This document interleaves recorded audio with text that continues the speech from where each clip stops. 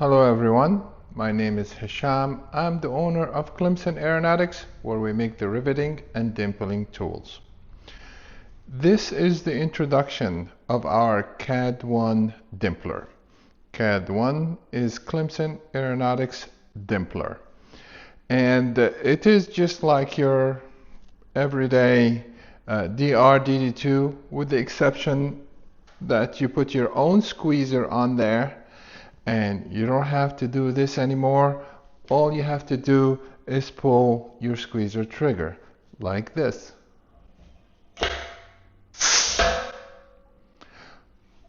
Let me show you this a little bit closer.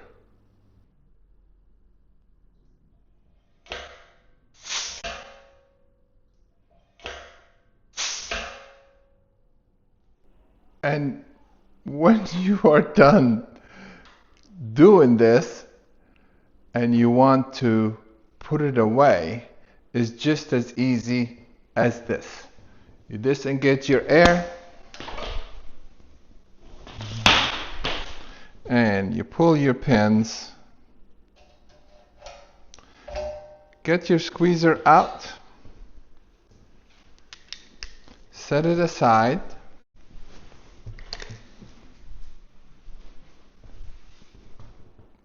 get your riveting die out,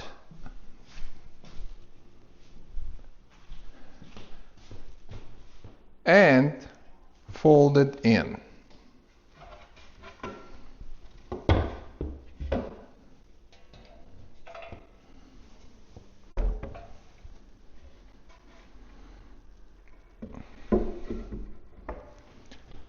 And you can stow it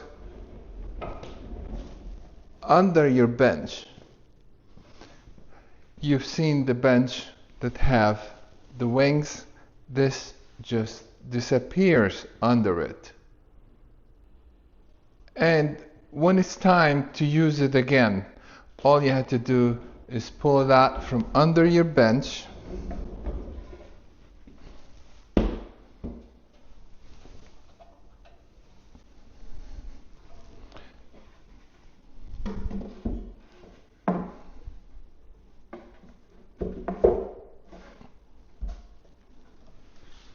and you have your machine back.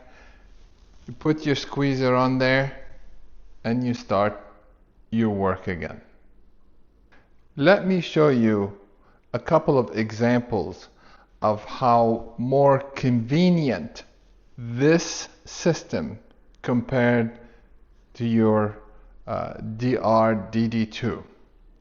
The first example is if you're trying to dimple a sheet, just like a flight control sheet, or even the tail cone sheets.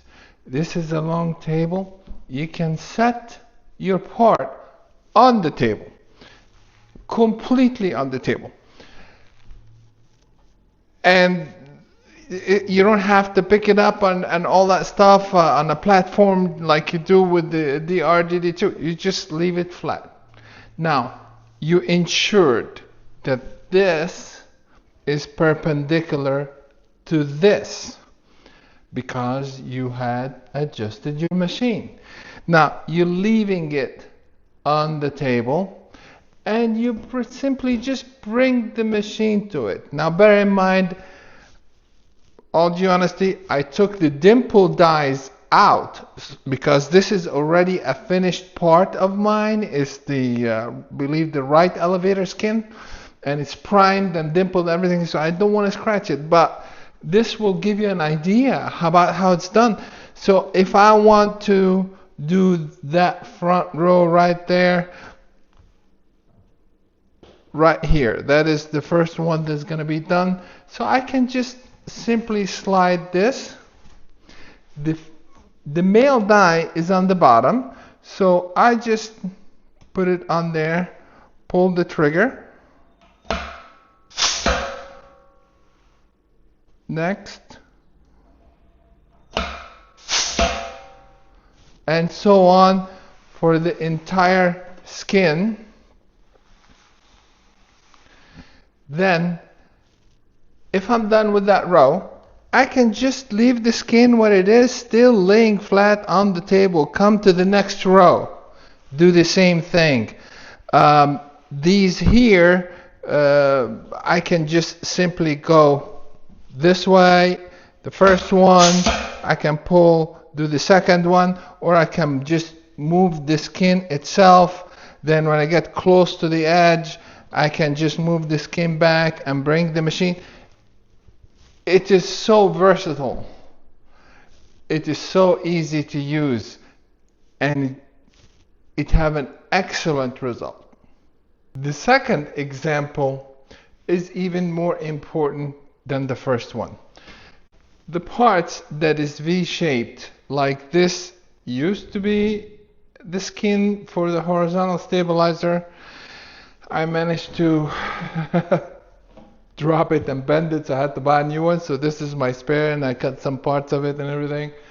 But as a good example, this would go all the way, and the machine will move to it all the way to the end. Now the bottom will come up.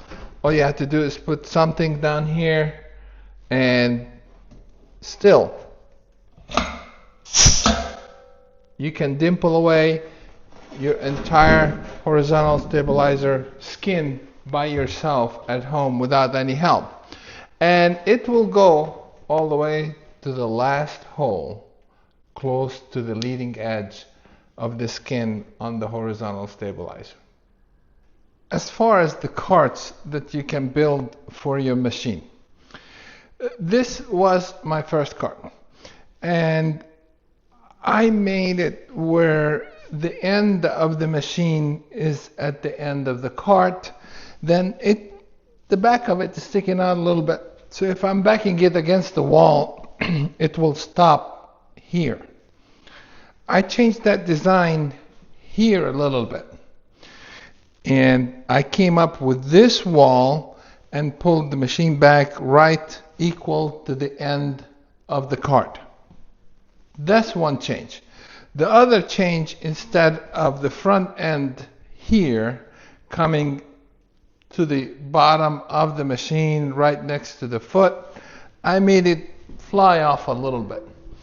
And that is because I believe there is some flight control skins that like bent too much where you cannot actually open it up to go in with the machine. So you would have to put the skin in here and the other comes out. There is a huge slope in here that's available that you can do that. Another thing, for those of you who have the NUMATX system, you can basically put your equipment down here and drill a hole through, get the hose through it, and that hose would come out from here, for instance, and your system would be staying on the cart. Well, how would that help? First of all, when you're using the cart, you can just plug the air to it, and you would have the foot pedal conveniently located where it is more convenient to you. And when you're done, you can just simply remove the handle and stow it inside this compartment or here. Then let's say you want to use this system somewhere else.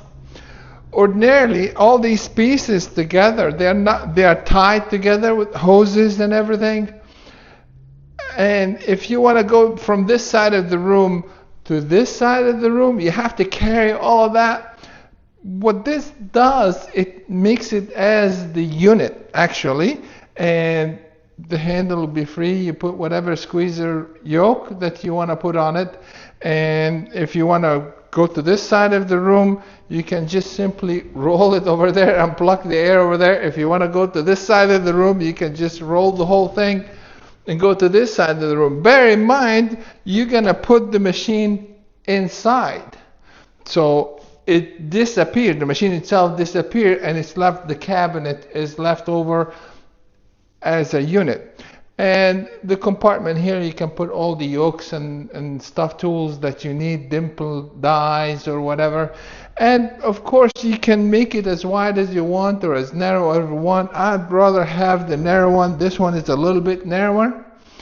But for the guys with the NUMATX system, it might be wider. Using 2x6 would be better. You can actually do 2x6 on one side and 2x4 on the other side to make it a little narrower. I'm sure you guys are very creative and you can do a better job than I can. I guess this would be a good time to mention our conversion kit. So basically, if you have a DR-DD2 and you don't want to buy a whole new machine like this, the CAD1, you can just get the conversion kit and install it on your DR-DD2 and it will do the same thing as the CAD1. Folks, this is the mechanism for the DR-DD2. I have not installed it on my machine because I don't need to. And this is a toggle clamp that I bought on Amazon. I actually bought that a few years back when I started this project, and I believe back then it was like $25. Now it's a little bit more expensive than that, but how much more, I don't know. But toggle clamp we use in machining, like when we want to clamp something, we just put a part in the machine or something and go like this, and it holds it into place. And as far as tolerance and accuracy, there's no comparison.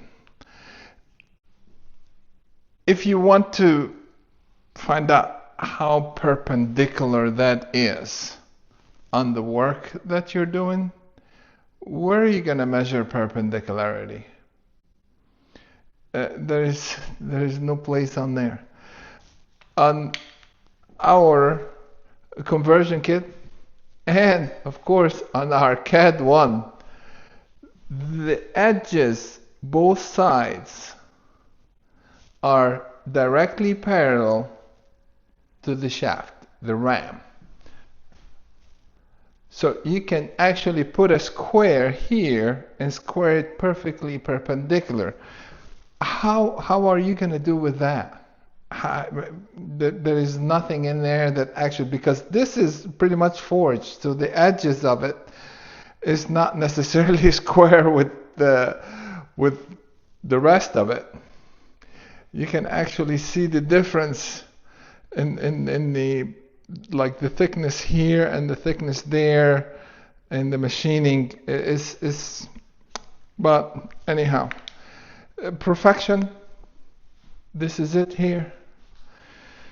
With this, you're gonna do this for the next 2-3 years. You have to do this. With this, all you have to do is pull the trigger on the squeezer, which you paid a lot of money for. Might as well use it. That's another thing. With this, you have to build a platform and you have to tie your machine down to that platform. Because if this, you can't put it on wheels. Because if you put it on wheels and you start pushing to actually achieve enough pressure to develop that dimple that you are creating, you're going to push the whole thing. And you're going to drag your part, and it's going to be a mess. So you can't put it on wheels. I've seen one gentleman on YouTube. He wasn't building an RV. He was building a sling, I think. And the part that he was doing, it had a deep V to it. So just sitting it like this wasn't enough. This slope is not enough. The V is very sharp. So he's stuck. He had this car. He had this machine on a cart. And what happened? That wasn't enough. So he stuck the DRDD2 out of the cart that far out. That far out. And he bolted it down from the rear only. And took a couple of weights, 10-pound weights, put it at the other end. And he was using the machine to dimple the skin on some flight control on this sling. And basically what he was doing, he was just going up and head with his head like that, no pressure whatsoever. He just basically making a small indentation. Don't look at guys like that and be an example for you on what you're doing in your airplane. This is an RV, this is solid rivets. You gotta create the proper dimple. So be careful on what you see on YouTube. Before you make a decision on this kind of tool, I urge you to go to our website and check out the price of the CAD1. It is so close to what the DRDD2 is, so be careful with that. The other thing that is probably would be a great idea for you is to subscribe to my channel, because I really believe that instead of spending money on advertisement, like an EAA magazine or certain websites that is famous for all the RV builders and stuff like that, I would rather save that money as a part of my profit, because if I spend it, I'm going to have to add it to the price of the part. So the advertisement in reality you pay for. So if you join my channel on YouTube, I will be putting the sale out. So when I have a sale, I put a new video, say the sale contains this and this and this and this, and the price is that, get it while it lasts. So let's say I have 10 sets of something and I put out the video and 10 people go and buy those package deals, for instance. When it's done, I pull the video down, delete it, and I go about my business. So if you join the channel, you'll be notified that there is a new video come out, and you check it out, and if it is something that you want, you might want to go ahead and purchase it quickly. And lastly, I can say all the good things about my products all I want. You can still be skeptical. So if you want to, which I really recommend, there is a channel for a couple on YouTube, Ken and Melissa. And the name of the channel, I believe it's November 14 Victor Echo RV14 Builders. They have over 140 videos, guys. And they have a lot of good tips. They've done a lot of research. So watching their videos, it will be well worth it, because they done all the research in advance for you, and they just handing you the result on a, not a silver platter, on a gold platter. So you don't have to do all of that, or you can take their advice and continue on their research for your particular airplane and what you want to do with it. So Melissa got in touch with me a few years back, and she wanted to surprise Ken with the CAD1 system. Okay, not the CAD1, it's the CAD1. And she wanted the whole thing, all the yokes that I make. It's all heavy duty yokes and stuff like that, and the dimpling option, of course the machine. And right now I don't make the dimpling option, I make the 1-inch Super Duty yoke that does the same thing. So they were very appreciative of the machine. And Ken was somewhat skeptical at the beginning, but when he got to use it, he was very, very happy with it. To the point where they actually made an entire video about the CAD1 machine and the quality of the work that Clemson Aeronautics provide. I'm going to put a link to that particular video on this video right here. I already taken their permission to do so, and believe me, they paid me for all of the stuff that they got. I don't pay them anything. They just doing that out of the goodness of their heart and as appreciation to what our equipment done for them. They're almost done with their airplane. They're doing now avionics and stuff like that. So go and watch this video and see what they say about the quality of the products that we make. Then follow them on YouTube to get advice on building your airplane. At the end, I would like to thank you very much for watching this video, and I'll see you next time.